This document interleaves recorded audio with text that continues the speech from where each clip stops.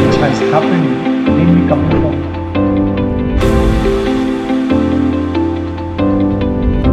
Good. Martim, sempre muito bom receber você aqui para conversar de mercado imobiliário e entender um pouco mais. Eu estou curioso por essa conversa nossa, porque você é um veterano do mercado imobiliário, apesar de muito jovem ainda, passagem pela CBRE, pela BR Properties com tanto sucesso, e agora vocês fundaram a BGR Assets. Qual que é a sua visão para o mercado imobiliário e o que influenciou para esse movimento seu tão interessante? Ótimo, Gustavo. Antes de mais nada, parabéns a você por todo o trabalho que você fez no GRI. A gente está desde o começo, viu o quanto vocês cresceram. Obrigado pelo jovem, que não é jovem, mas sempre bom ouvir isso. Mas, sim, um pouco da minha carreira foi sempre feita no mercado imobiliário, né? Foram 12 anos de CBRE, 18 anos, 17 para 18 anos de BR Properties e agora com a BGR. Que na verdade todas foram uma continuidade, né? CBRE eu trabalhava na parte de investimento, o mercado tinha uma lacuna muito grande de grupos de investidores institucionais, e aí então fui convidado para fazer o startup de uma, que durou esses 17 anos, a BR Properties, e a BGR, que o nome vem de BR Properties Gestão de Recursos, já era uma ideia interna da BR Properties, então é uma continuidade que a gente tem, que é basicamente uma mudança de estrutura. Ao invés da gente colocar as propriedades dentro de um único veículo, a gente cria uma gestora e essa gestora então tem vários veículos pendurados nela, onde a gente acredita que extrai mais valor colocando o investidor correto dentro daquele produto correto. Legal. E dentro da BGR, quais segmentos que estão dentro da estratégia de investimento, da tese de investimento de vocês? Existem alguns segmentos específicos? Eu imagino que sim. Sim. Primeiro eu vou te falar sobre produto, né, obviamente nosso carro-chefe continua sendo que a gente tem aquela especialidade, que são escritórios e área de logística. Hoje a gente tem com os 2 juntos algo em torno de 3 bi e pouco em termos de gestão, então a gente vai continuar fazendo a parte de escritórios e a parte de logística.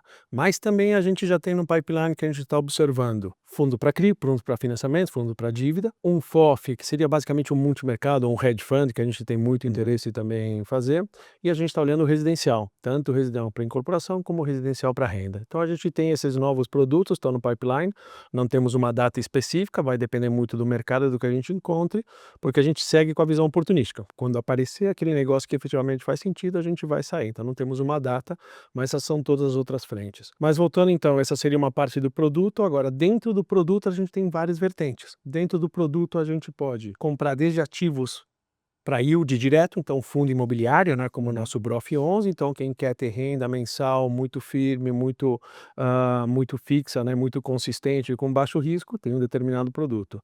E tem um outro produto dentro de escritórios ou dentro de galpão que a gente pode fazer também, que é o Private Equity, aí para os investidores que querem Legal. retorno total. E isso nos dá uma flexibilidade, porque se o mercado tiver muito mais favorável, taxa de juros baixa, onde a distribuição é mais fácil, muito investidor procurando esse ativo, a gente vai muito mais para o dividend yield. À medida que o mercado fica fechado, taxa de juros mais alta, inflação alta, muito mais duvidoso, surgem mais oportunidades de você encontrar private equity. Uhum. Isso nos dá uma flexibilidade de poder funcionar em qualquer época do mercado. Interessante. As condições atuais de mercado mostram um desafio cada vez mais crescente com a Selic subindo para a captação, o custo do capital vai ficando mais alto.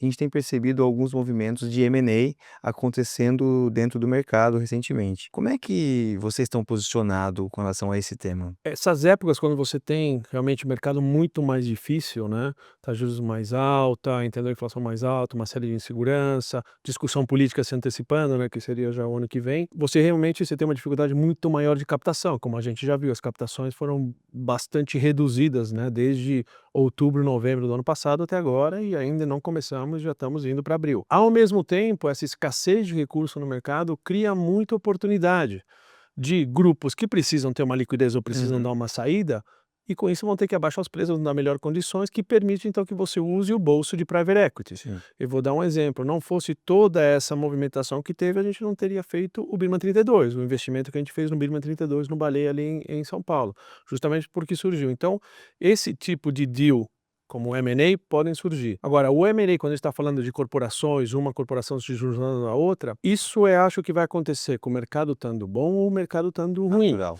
porque o nosso mercado ainda é muito pequeno, o nosso mercado ainda está engatinhando de um ponto de vista imobiliário. Crescemos muito nos últimos 20 anos, mas a gente tem muito ainda para crescer. Então, As nossas gestoras, a nível internacional dos grandes centros financeiros, são pequenas ainda. Então elas vão continuar crescendo, e uma forma de crescer é você crescer comprando uma, se associando a uma, fazendo joint venture com outras. Então esse mercado de M&A vai continuar crescendo cada vez mais, não tem a menor dúvida. Então eu acho que a gente vai ter uma redução no número das gestoras, mas um aumento no tamanho de cada uma dessas gestoras, né? Até que a gente tenha os grandes números como tem lá fora, essas grandes estruturas. Então esse mercado, com o mercado bom ou com o mercado ruim, vai continuar acontecendo nas empresas.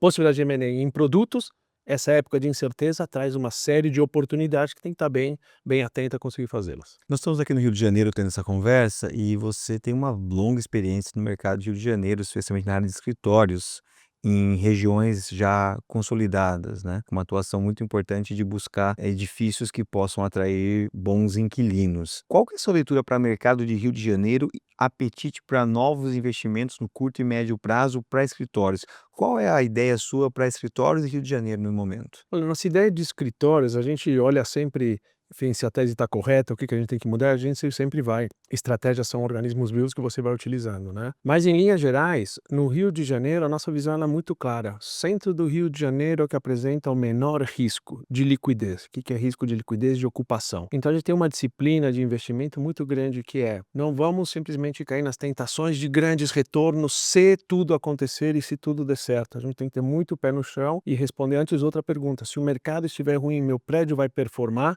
É sim ou não? Se a resposta for não, não vamos nem olhar o potencial de valorização. Se a resposta é sim, mas por um valor inferior, não tem importância. Então isso tem um determinado preço. E isso a gente só consegue na região do centro. Região do centro, faça chuva ou faça sol, ela faz de 50% a 60% de toda a alocação do mercado de escritórios. E não é nos últimos anos, é nos últimos 30, 40 anos se você analisar. Até no passado era maior, mas ainda continua sendo acima de 50%, 60% todo ano. O que significa? Todas essas transações, mais da metade, acontecem no centro. O centro tem um estoque muito antigo, muito velho, ou seja, falta qualidade. Hoje as empresas buscam qualidade. Portanto, se eu me concentrar no centro, que eu tenho essa demanda, e em prédios que eu tenho qualidade, eu estou num produto que tem escassez e, portanto, eu vou ter demanda de ocupação. O mercado está bom, o valor vai aumentar, a gente vai manter alto. O mercado não está bom, eu vou baixar o valor de aluguel, mas vou continuar com ocupação, não vou destruir valor de investimento dos nossos acionistas, investidores, cotistas. Beleza, Martim, muito obrigado. Muito obrigado a vocês. Which has happened